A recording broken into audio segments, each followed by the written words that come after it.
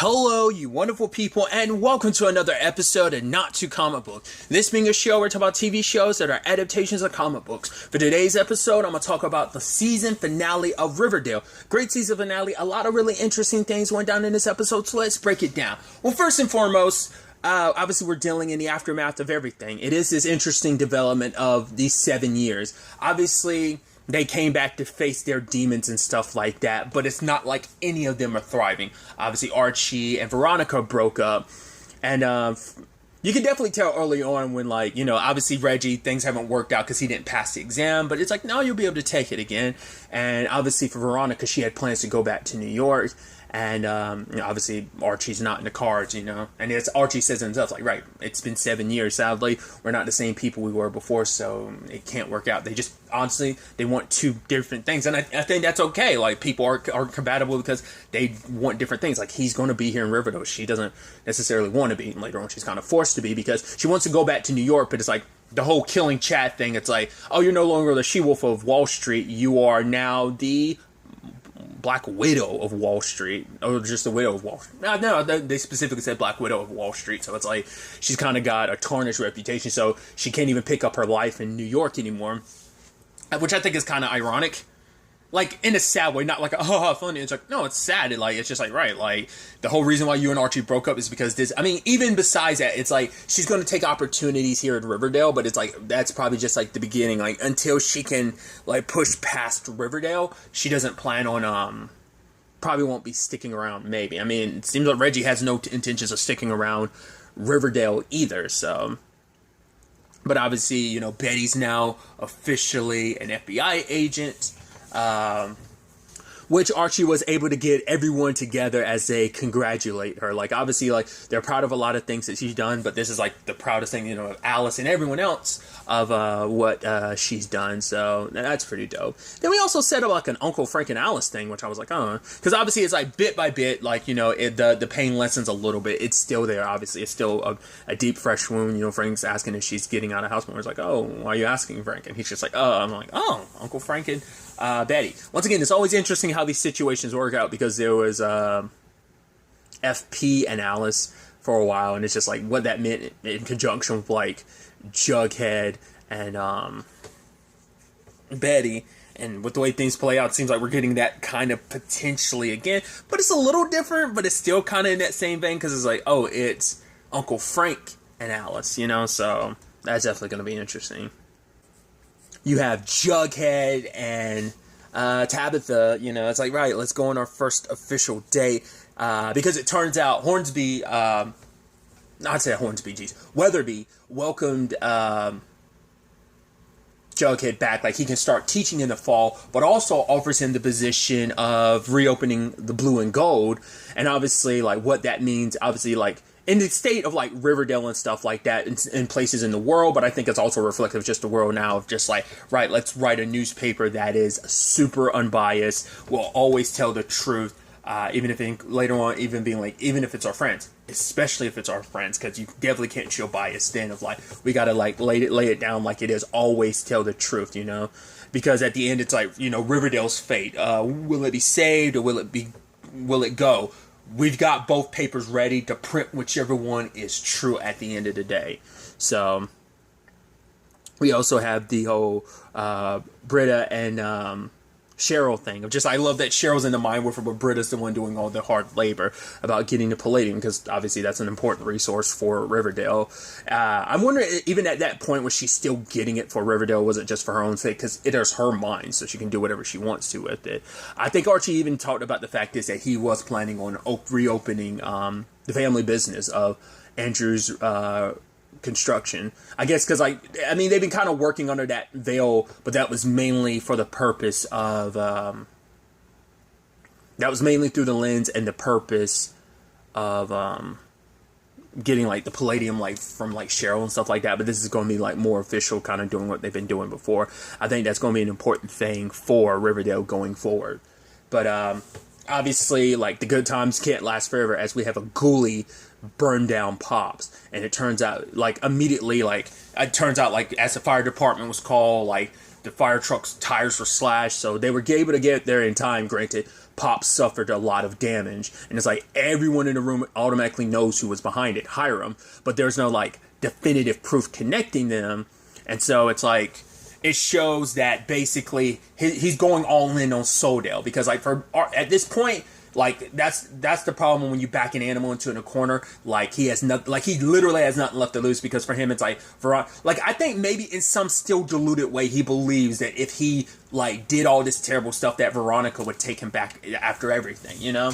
I think he still believed that he could still, but no, because I forget. Like, let's not forget the last episode. He did burn the picture, so for him, at the very least, he knew wasn't getting his family back. He saw that was not a possibility. I mean, it's like, come after me or Archie again, I will kill you. So, and I guess because of that notion, he struck like what is essentially the heart and soul of Riverdale by destroying Pops, and so. Obviously, he gets arrested, but like I said, not enough concrete evidence against him, so man's got nothing to lose, right? But you have Tony and Fangs. It's kind of like, this is kind of a super complicated gray area, because I'm like, a lot of people, this episode is that situation where you're like, the town does have its issues, to the fact is that it turned into it's Hiram, so you're like, the mob mentality is not too bad, because he's like the literal supervillain in this case, but then you also add in like, Fangs and Tony like taking justice into their own hand, like carving up that ghoulie like they did, because basically Hiram promised him like the ghoulies will be able to take back Riverdale. It's like, oh yeah, like the serpents aren't what they used to be, like you're all kind of being a counselor and having a baby, so like you're so focused on that, like the serpents are a joke now. And it's just like, oh, Fangs turn up the radio and we hear him screaming, so it's like we're kind of letting a lot of that slide, and I'm like, that comes off a little twisted. Like, this isn't a Riverdale, I'm sure. I mean, they know, like, Archie has to know, like, how, because Archie's willing to, like, he's been the character that's been willing to go to certain lengths in certain regards, so I'm like, him and a lot of people in the town, like, probably like, look the other way, because this is dealing with Hiram, this has been dealing with the biggest threat to this town for the past couple years. He's the reason why the town's in the state that it's in.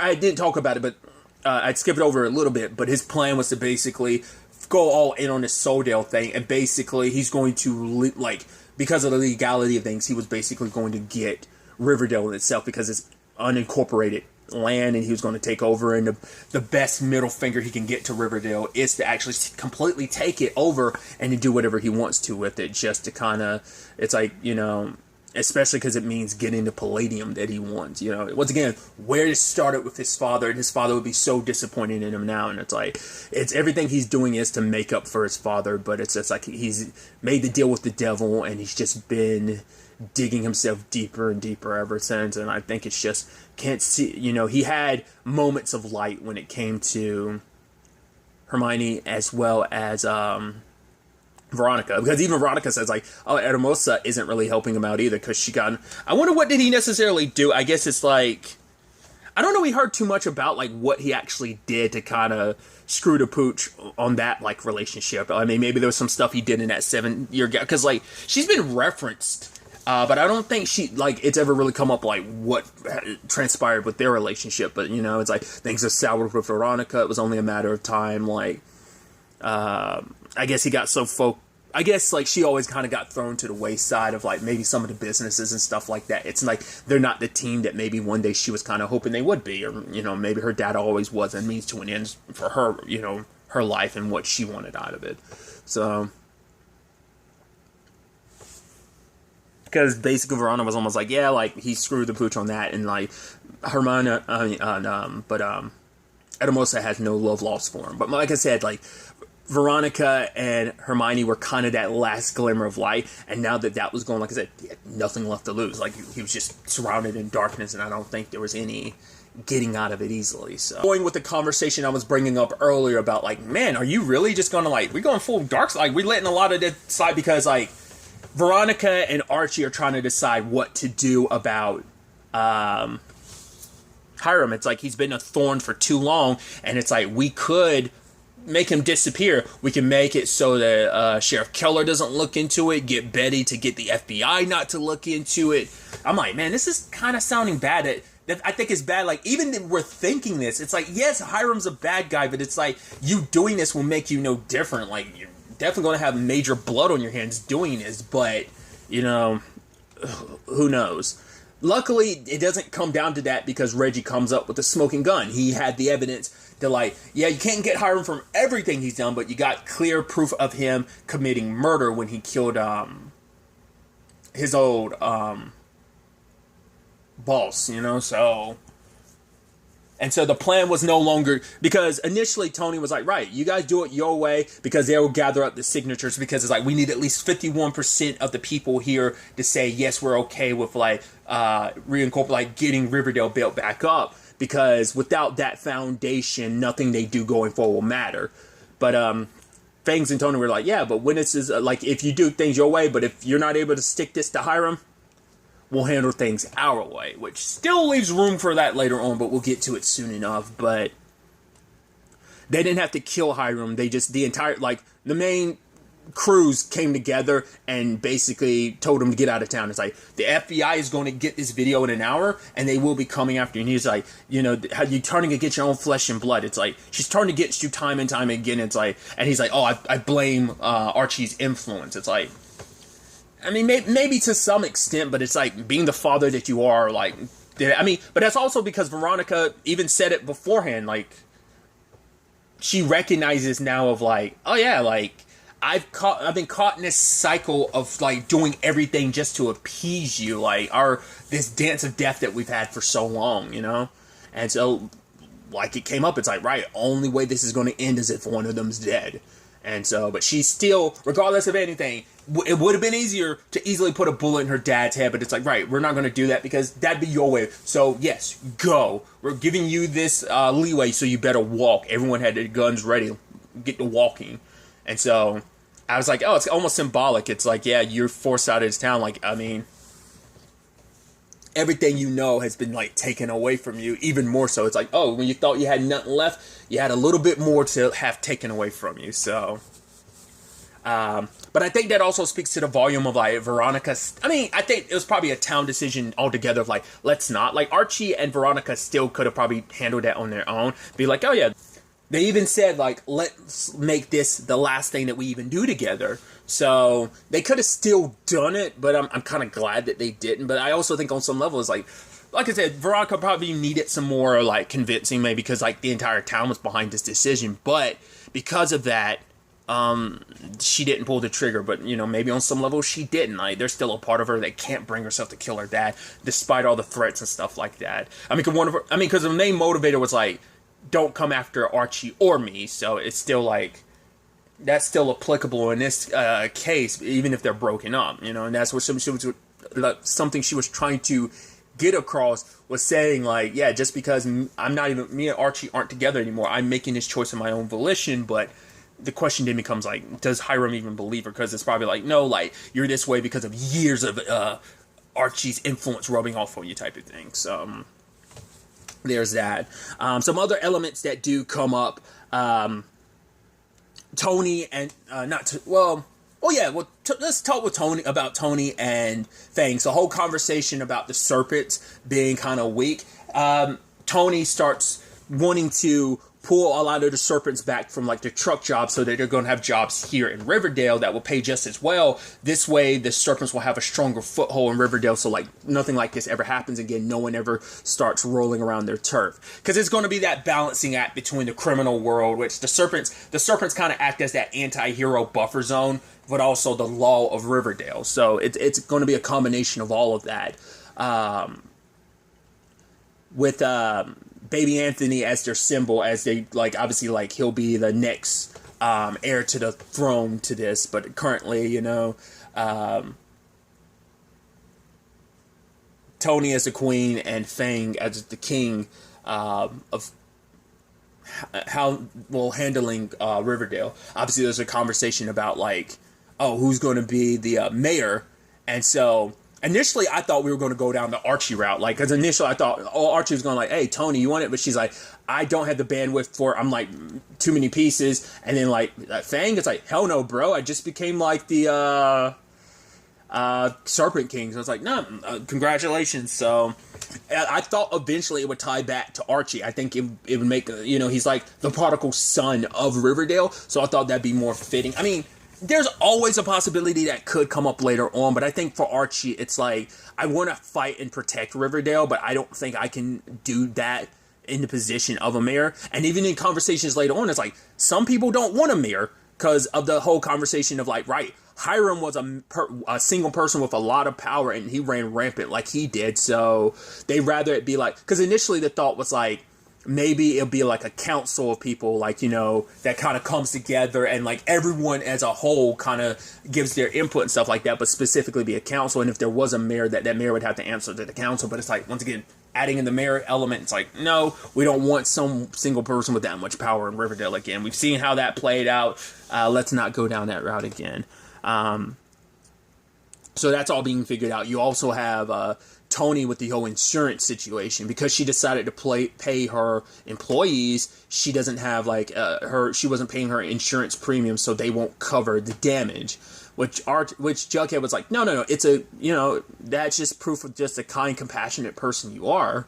And they do a little hell-raising themselves as they burn Hiram's ledger. I'm like, man, a lot of criminal activity we're letting slide, but it's like, it's all connected to Hiram. Screw him. We don't care. So it's like, it's that complicated thing of like, I think that's kind of like that nasty aspect of Riverdale that kind of flows a little into Cheryl's points, which we'll get to soon enough. We'll get to next, but it's like, it kind of feeds into that, like a lot of the town just kind of running rampant, kind of doing whatever they want to, and it's like, especially with the tight-knit connections they have, it's got, because you even have like, the moment, like, well, because even like, Reggie and Veronica try to take advantage of it immediately, of like their connections or trying to make stuff happen. So it kind of proves that point. It comes off a little slimy, like, oh, the moment, and you're like, oh, slide in, and I'm like, oh, we got this business proposition. It's like, geez, like, this just happened, and you're already sliding in. Kind of seems a little gross. I mean, but it's like, you know, Veronica is the business person that she is. Whether she'll admit it or not, she's a lot more like her father than she wants to admit. She has some of his elements, maybe not his more extreme, obsessive, darker elements, but there's certain elements there that I think she'd probably be better off, like, she'd think she doesn't, but, you know. So, but getting to it, like, Cheryl ends up learning from Nana Rose, who Nana Rose is sitting on all the secrets this season. Her and Britt, like, Cheryl and Britta found bones under those mines, and they were people known as the Forgotten. They were basically, so Cheryl's ancestor Abigail never wed, so that always made people go, oh, she's unwed? Ew, back in, what was it, like 1890, so it's like, it's that time period of like, oh, a woman needs to be married. And basically, Thornhill used to be a school for like, for girls and stuff like that. But the town of Riverdale, wanting the palladium in her mines, basically used it as an excuse to burn her as a witch so that they could take the palladium for themselves. And at the core of all this were like, oh, who you consider your close compatriots, Archie, Betty, and Jughead, their ancestors. But Abigail did curse them. It did seem like we were on some like witch level stuff with whether it was just coincidence or not. Like, it does seem like Cheryl did start tapping into something, and maybe it's something ancestral. She didn't realize at that point. But obviously, like, Cheryl wants them to like let it be known about this tragedy, which I get it. It's like, but I mean, they've never like strayed away from the darkness that is. I mean, because I guess for Cheryl, like her, I get it. It's like, yeah, this like terrible thing happened to an ancestor of mine, and your ancestor was responsible. But it's also for them like, what can we do to make up for something our ancestors did? I mean, you're like, because it's also like one of those families was part of your family. It's the Cooper, so like that's also, I mean, you know how complicated the Cooper bloodline is, so it's like holding them responsible for, it's just, I think it's kind of messed up for Cheryl to kind of come after them the way she did, because they're like, no, just give us time, like, we're trying to rebuild Riverdale, but she's like, no, you need to beg for my forgiveness. It's just like, you made, I don't know, like, you made it too much about yourself in that moment, then I'm like, you need to beg for my forgiveness. It's like, every family in Riverdale has its darkness. I mean, it's not like that's just like, your family has its own darkness anyway. I mean, I would think, like, after all that you've been through, that you would have given them the benefit of the doubt about the tragedy you learned about, but it's like, it's so deep-rooted, especially for her, the way she explains it, too. Like, it's like, it's the thing of, like, there's push and pull for me, because I'm like, I can understand where Cheryl's coming from, but I'm also like, oh, could you cut them a little slack? But it's like, no, when you consider like such a terrible tragedy is what Riverdale was built upon, you know, but it's like, it's not like any of them have ever done something like that to you, but it's like, it doesn't matter if you haven't done it to me, your ancestors did it, my family, so you need to do a public apology. It needs to kind of be on the record of what's been done. And it's like, will Jughead ever publish something like that? It's like, maybe where things have cooled down, now he will, but it's still like, might have already be too late. But essentially it's like her reasoning too, it's like the fact of the matter is like especially because of Abigail's like curse, so many fathers and sons, an entire generation were killed in those mines. So it's like, she also says, like, those maple trees, like, that my family holds so true, like, are basically, that sap has been fed on from, like, the roots have been feeding on the poisonous dead that have been below that none of us have known about. So for her, it's just, like, everything that she's known has kind of been poisoned to some extent. Her whole family legacy of, like, the maple, like, what is essentially the core of Riverdale's, like, economy is that maple, and it's, like, that's, like, tarnished based on, like, you know, the past rearing its ugly head, being ever present, you know. So she wanted them to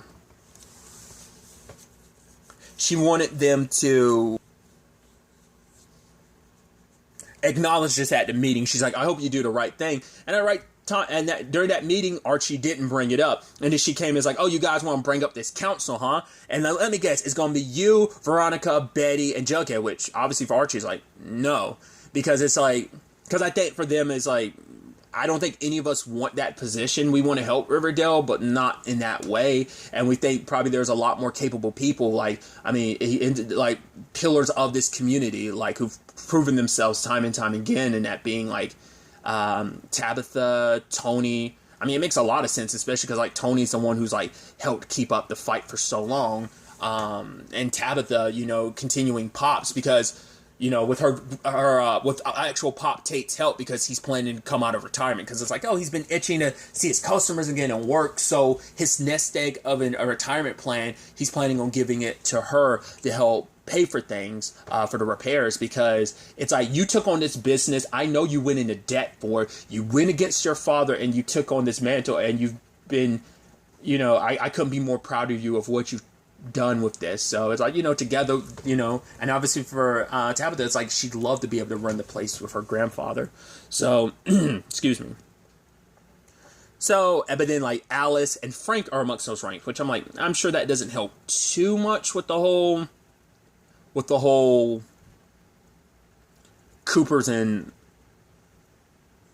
Andrew's situation family wise, but I guess it's like, right, like, considering, like, because also I'm sure Tony being on the council probably made, because Cheryl just come back now, she's like, oh, I see, because she was so sure it was going to be our four heroes. I would have kind of assumed that was the case, but it's like, no, they were, like, nominating other people, like, it was never going to be, like, their project.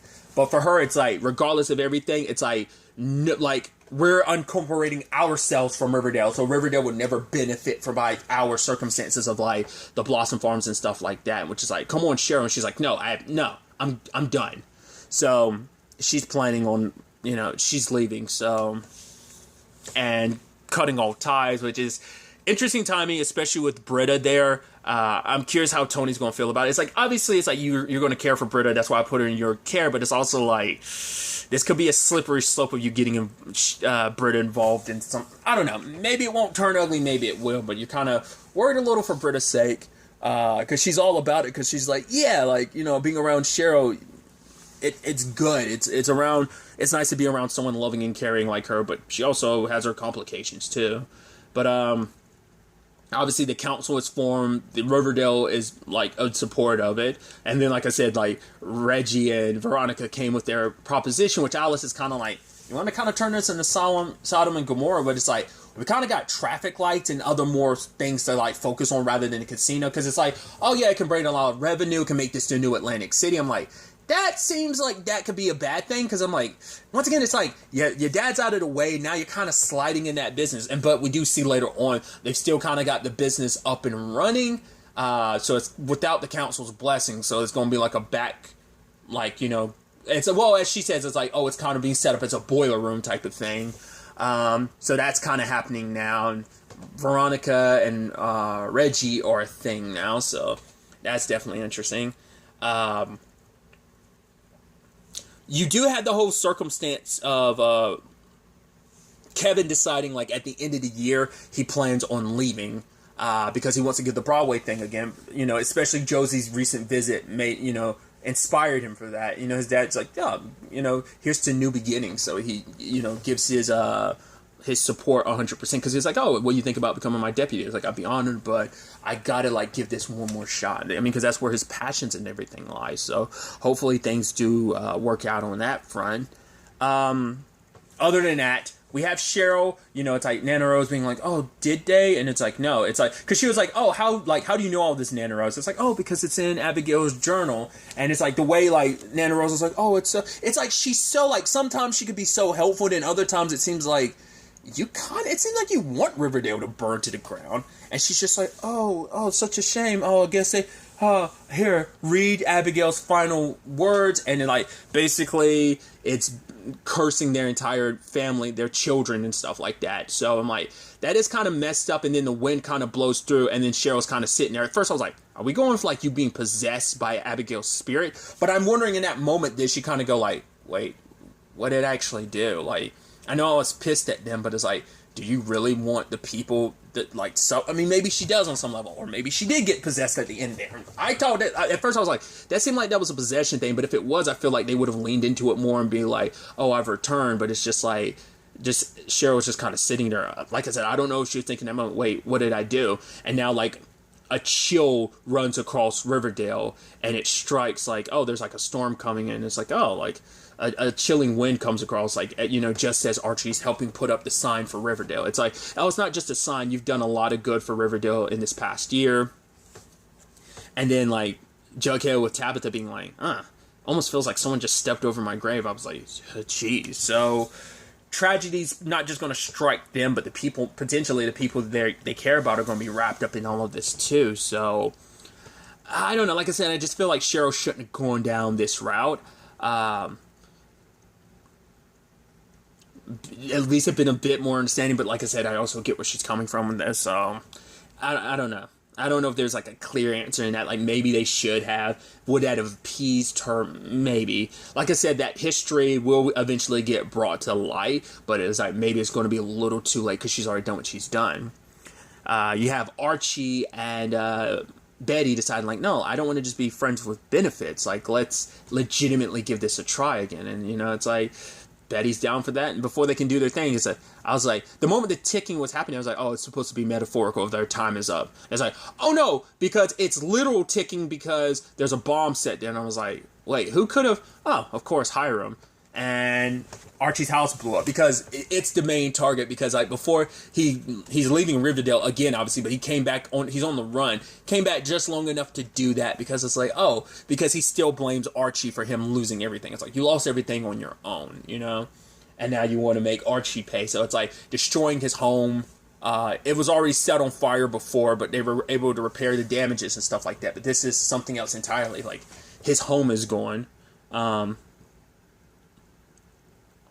Last ties to his father, and so there's deeper layers to, like, Hiram knows, like, how deep of a wound he cut by, like, destroying that house, and potentially trying to kill Archie. Also an FBI agent, because Betty was in the house with them, so that's a whole thing. But that's why I'm like, will Veronica now go like, oh, my dad made his, you know what?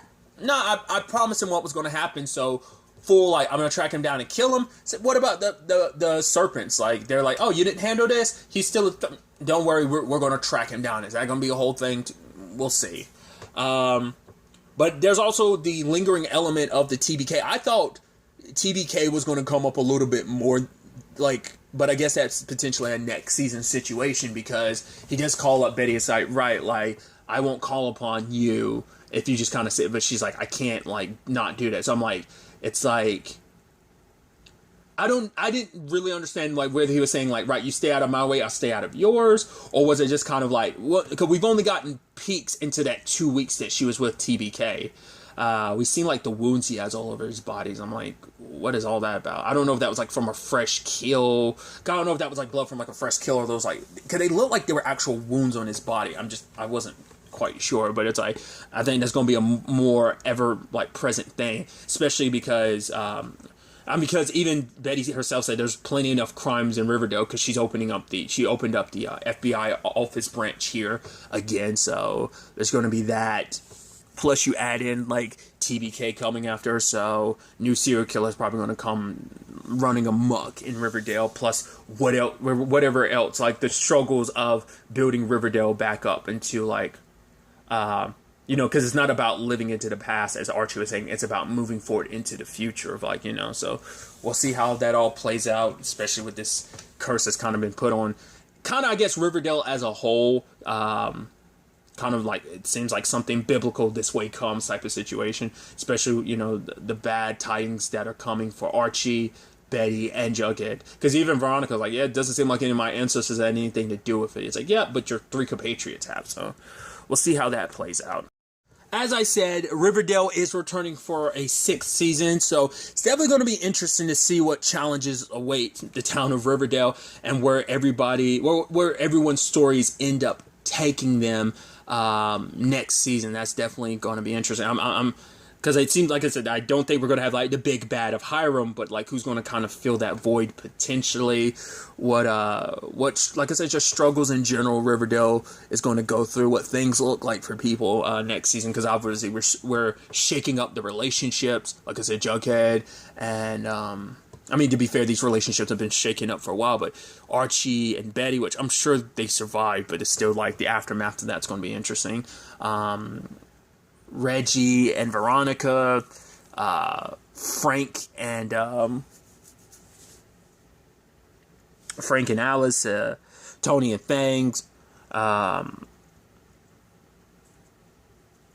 Jughead and Tabitha, so that's definitely going to be interesting to see where all of this ends up taking us going forward into next season. But really, that's all I'm going to talk about. So next time we meet, be happy, be safe, light to the fullest, and enjoy it. Good day and goodbye.